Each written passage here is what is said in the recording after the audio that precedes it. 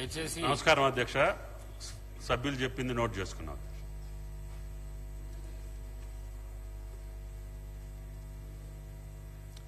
దానం నాగేందర్ గారు.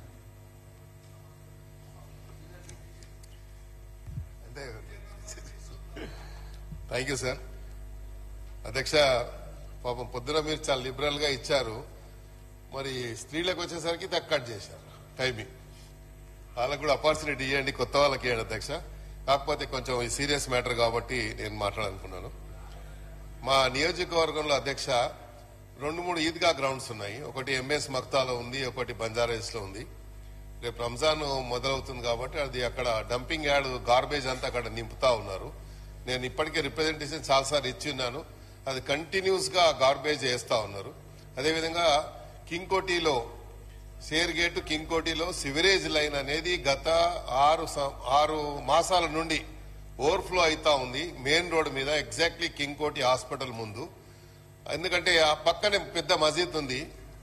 అదే ఇది కూడా చాలా సీరియస్ మ్యాటర్ అధ్యక్ష. ఆల్రెడీ శాంక్షన్ అయిందని చెప్పారు డిపార్ట్మెంట్ పరంగా, రోడ్ కటింగ్ ఏదో ఉందని ఇష్యూ చేస్తున్నారు.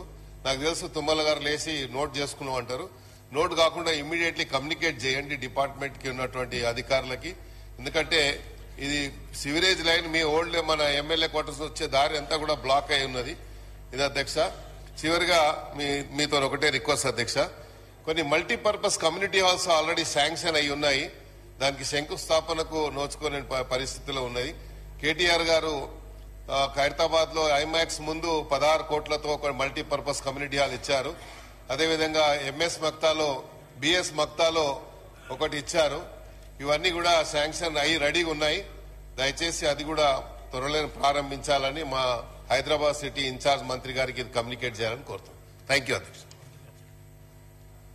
అధ్యక్ష, నాగేంద్ర గారు సీరియస్ గా చెప్పారు కాబట్టి సీరియస్ గానే కమ్యూనికేట్ చేస్తాం. దయచేసి ఎవరైనా మంత్రి గారు సంబంధిత సభ్యులు మాట్లాడినప్పుడు నోట్ చేసుకొని సంబంధిత డిపార్ట్మెంట్ కు పంపి వారికి మళ్లీ జవాబు వచ్చే విధంగా చూడాలని చెప్పేసి కోరుకుంటున్నాను. కాలేరు వెంకటేష్ గారు. అధ్యక్ష, ధన్యవాదాలు అధ్యక్ష.